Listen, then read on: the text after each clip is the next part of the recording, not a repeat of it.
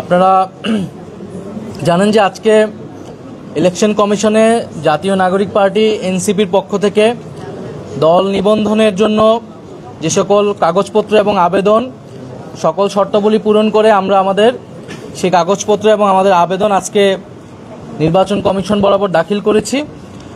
এবং আমরা যেই নির্বাচন কমিশন কর্তৃক যে শর্তাবলীগুলো রয়েছে সেই শর্তাবলীগুলোর অধিক আমরা পূরণ করেছি। 105টি উপজেলা, 25টি জেলা কমিটি হয়েছে জাতীয় নাগরিক পার্টি এনসিপির।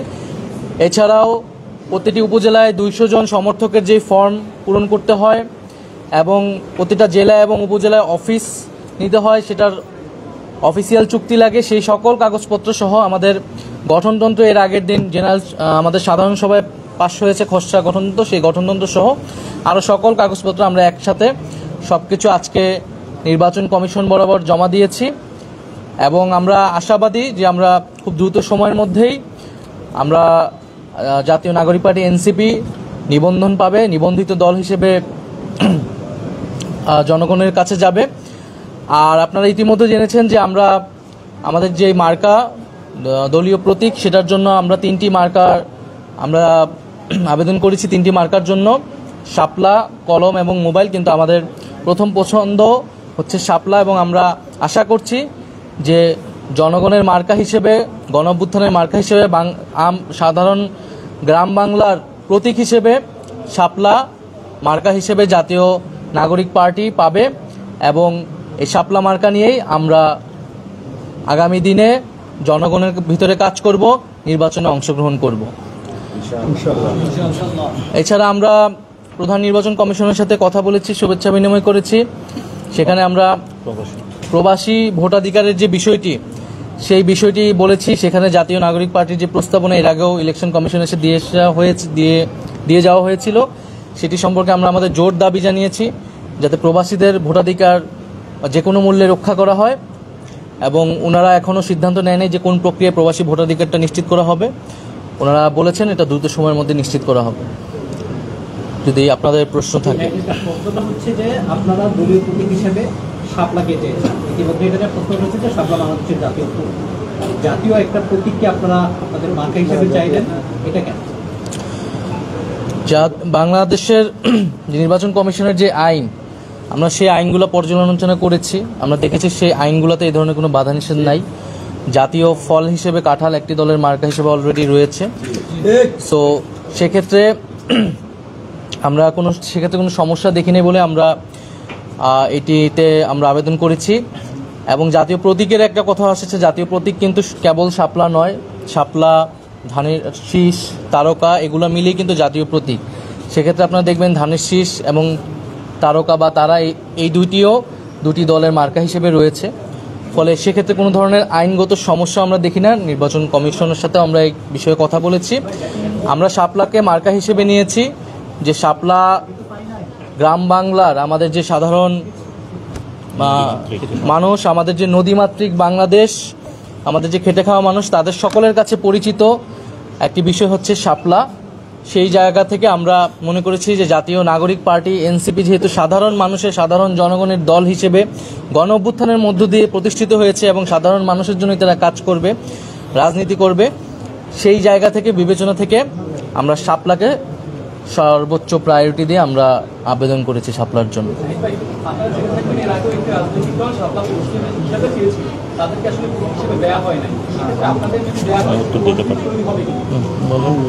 এখানে এটা যেটা বলেছিলেন, একটি দলের কথা বলেছিলেন, ওনারা অলরেডি একটা প্রতীক পেয়েছে এবং এক্সিস্টিং যে প্রতীকগুলো আছে সেগুলা থেকে ওনারা আবার নিষ্পত্তি যদি হয়ে যায়, বর্তমানে ওনারা যে প্রতীকটা চেয়েছে এটা নাই। ফলত এটা দ্রুত নিষ্পত্তি হওয়া উচিত। ভবিষ্যতের যে প্রতীকগুলো আমরা চেয়েছি নির্বাচন কমিশন অন্তর্ভুক্ত করুক, কারণ বাংলাদেশে যে প্রতীকগুলো বর্তমানে রয়েছে এখানে আমরা ভালো কোনো প্রতীক দেখতে পাই না। ফলত সেখান থেকে আসার পরে তখন ইলেকশন কমিশন সিদ্ধান্ত নেবে। তবে ওনার যে পদ্ধতিগত একটা ভুল ছিল সেটা সবাই এখন লেখালেখি করতেছে, কথা বলতেছে, সেইটা নিয়ে আমরা কোনো সমস্যা হবে বলে মনে করি না। যেহেতু আজকে আপনারা নিবন্ধনের জন্য আবেদন করলেন, তার মানে আপনাদের নির্বাচনের প্রস্তুতি এখন শুরু হলো। আগামী জাতীয় নির্বাচনে আপনারা কি কারোর সাথে জোটবদ্ধভাবে নির্বাচনে যাবেন, নাকি একাই আপনাদের যে প্রতীক প্রত্যাশিত সেই প্রতীক নিয়ে একাই নির্বাচনে যাবেন? সাথে একটা কিছু একটু যুক্ত করে নিই যে আপনারা তো সিসির সাথে কথা বলেছেন, সেখানে সিসির কাছে নিশ্চয়ই আপনারা আপনাদের প্রতীক নিয়ে আলোচনা করেছেন। প্রতীক নিয়ে মানে সিসির সাথে আলোচনা হয়েছে কিনা, হয়ে থাকলে উনি আপনাদেরকে আইনি বাধার বিষয়ে কোনো কিছু নিশ্চিত করেছেন? আমরা সিসির কাছে বলেছি যে আমরা সকল শর্তাবলী সকল আইন পর্যালোচনা করে আমরা আমাদের সকল আবেদনটি করেছি, কাগজপত্র জমা দিয়েছি। আমরা প্রত্যাশা করব যে ওনারা নিরপেক্ষভাবে আইন অনুযায়ী ওনাদের কার্যক্রম সম্পাদন করবে এবং সেক্ষেত্রে যাতে জাতীয় নাগরিক পার্টি আমরা যাতে কোনো ধরনের বৈষম্যের বা কোনো ধরনের অবিচারের শিকার না হয়, এটাই আমাদের প্রত্যাশা। আরেকটি বিষয়, নির্বাচনের বিষয়ে আমরা এর আগেও স্পষ্ট করেছি যে আপনারা জানেন যে এখন জাতীয় ঐক্যমত্য কমিশনের সংস্কারের একটি কার্যক্রম চলছে এবং আমরা ডক্টর মোহাম্মদ ইউনূস উনি জাতির কাছে কমিটমেন্ট দিয়েছেন যে জুলাই মাসের মধ্যে জুলাই সনদ হবে এই ঐক্যমতের ভিত্তিতে।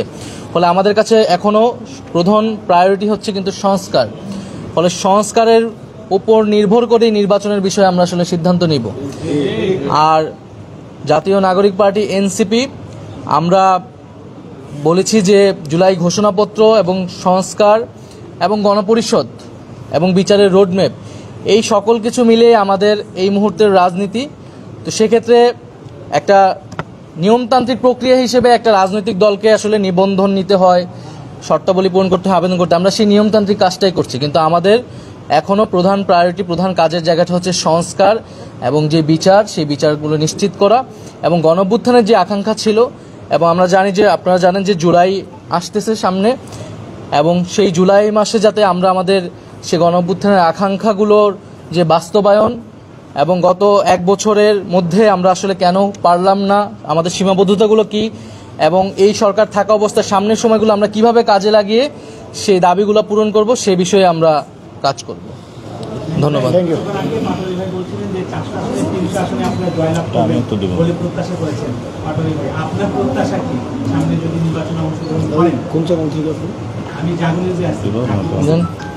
আমাদের একটি কোশ্চেন এসেছে যে ভাই বলেছিলেন আমরা চাই বাংলাদেশে গণ অভ্যুত্থানের একটি সরকার গঠন হোক। ফলত আমরা সেটার বিষয়ে বলেছিলাম যে জনগণের একটি সরকার প্রতিষ্ঠিত হবে এবং সেই প্রত্যাশায় আমরা সফলত একটা দীর্ঘদিন যে একটা দাবি ছিল কে বড় দল কে ছোট দল, আমরা মনে করি যে গণ অভ্যুত্থানে যারা অংশগ্রহণ করেছিল সবাই মিলেই এই সংসদে যাবে এবং সেখানেই সরকার গঠন হবে।